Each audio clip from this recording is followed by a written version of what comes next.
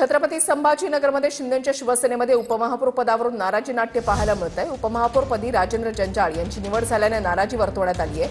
पक्ष आदेश डावलून शिवसेनेकडून उपमहापौर पदासाठी अर्ज दाखल करण्यात आलेला आहे।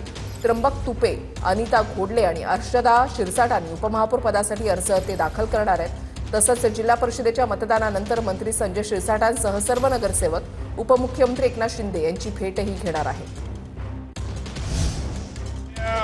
एकनाथ शिंदे साहेब त्यांच्याशी चर्चा करतील आणि मला नक्की खात्री आहे की शिंदे साहेबांचं ते ऐकतील आणि हा विषय संपवतील। तुम्ही सोबत त्यांना घेतलं पण ते एकत्र नाहीत, त्याच्यामुळे आता तुमची फरफट होईल। अशी काही होणार नाही, काही अडचण येणार नाही।